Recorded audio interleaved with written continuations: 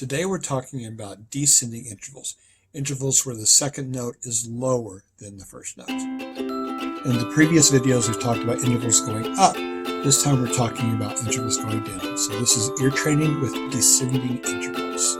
This is LHS Bandroom, and I'm Bob C.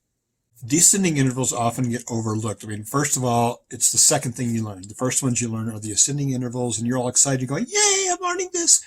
And then by the time you get to learning the descending intervals, the ones that are going down, your attention span is shot and you're not paying as much attention and you're bored. So these kind of get left out. But that doesn't mean they're not important. Sometimes people will try a shortcut of inverting the interval. For example, they might hear this. And instead of just identifying that as a descending fourth, they would invert it in their head so they can identify it. They can't tell you what this is, but they recognize this. And that works to an extent. But why? Why would you do that? Why would you do any of that? Just like with ascending intervals, when you're working with descending intervals, it's easiest if you can find a song or something that you can remember that will tell you what the interval is. Some song you can associate with the interval. For example, a descending half step is just the beginning of a descending scale. But if you need a song for that, Christmas song, Joy to the World. Joy to the world. It's a descending scale.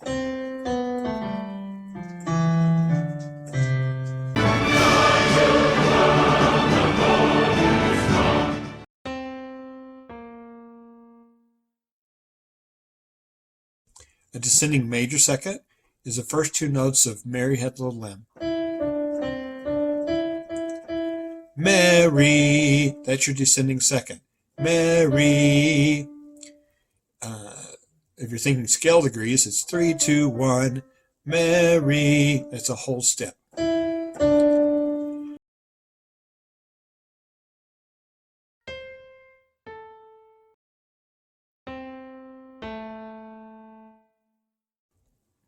A minor third, a descending minor third.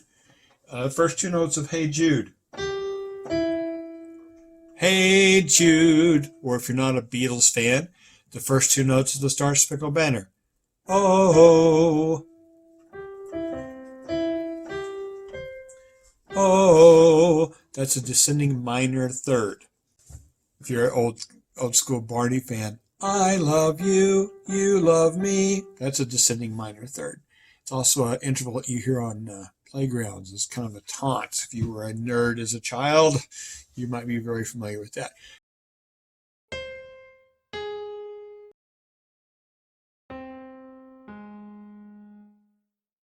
Descending major thirds.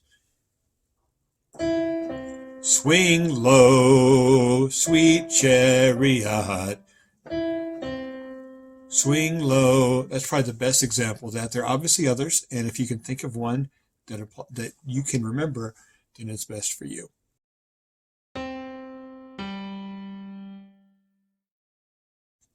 A descending perfect fourth. I've been working on the railroad.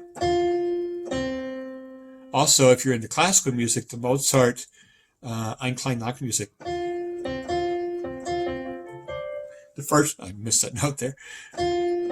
There you go. Bum, bum, bum, bum, bum, bum. Timpani players love this. Bum, bum, bum. Timpani, it's a classic timpani line.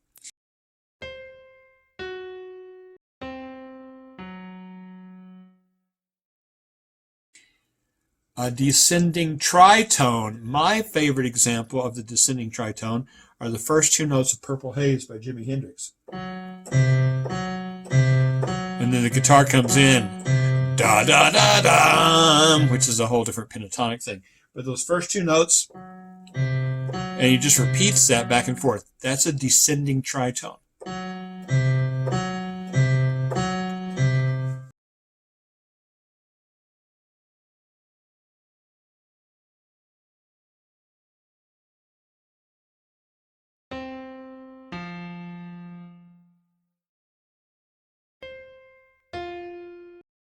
Perfect fifth, old school, Flintstones. Flintstone, meet the Flintstones.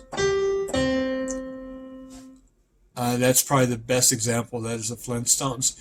Again, there's all kinds of examples out there from classical music and pop music and jazz and everything else, but that's probably the best.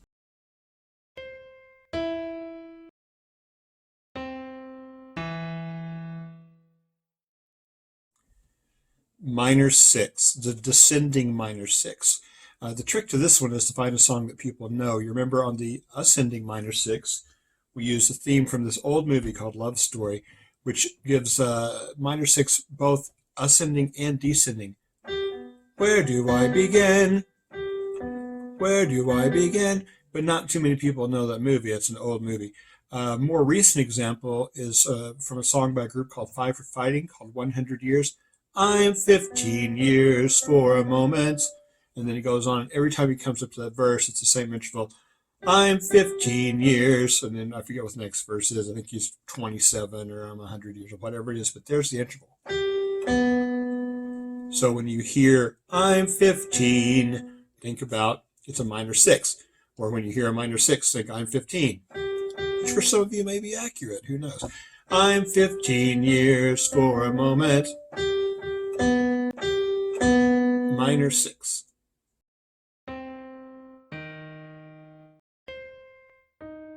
The major six is a very common interval in pop music and in folk music and in a lot of other genres as well. So once you hear it, you'll begin to recognize it in a lot of different places. The traditional song to use this by is Nobody Knows the Trouble I've Seen. Nobody knows the trouble I've seen. Nobody. That's the first. Nobody. Another one is Down by the Riverside. Gonna lay down my troubles down by the riverside. Michael Jackson, Man in the Mirror. I'm looking at the man in the mirror. There it is again. Major six.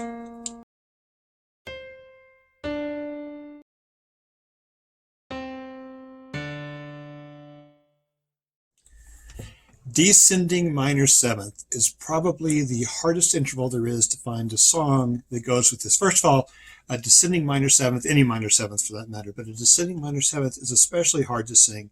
It's a big interval. It's a hard jump for singers. And so you don't hear many songs with that interval. One of the best examples about this is from a Christmas song, I'm Dreaming of a White Christmas. But even there, it's not at the beginning of the song or someplace where it's easy to remember. Instead, it's tucked away at the very end. The song goes, may your days be merry and white, and may all your Christmases be white. So when you hear Christmases, that's a minor seventh. Christmases. So the song is White Christmas, and the line is, and may all your Christmases be white. Minor seventh.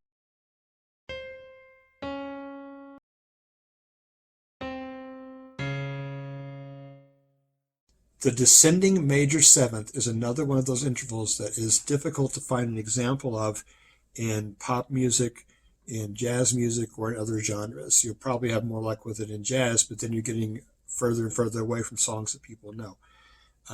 It's a difficult interval to hear, a difficult interval to sing, and so therefore it's not used very often in pop music or in vocal songs.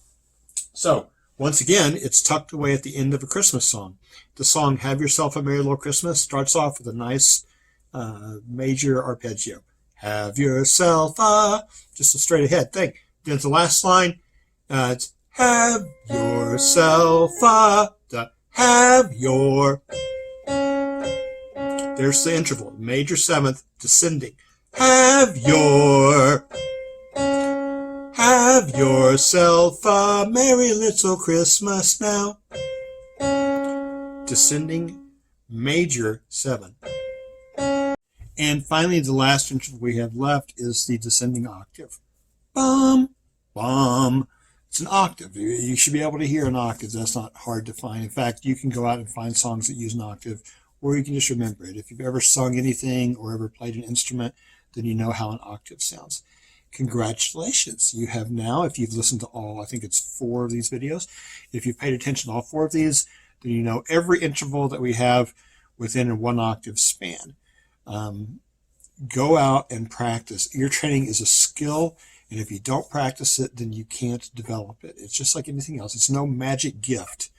There's nothing magical about this. It's just like any other thing. If you want it, then you work for it and you get it.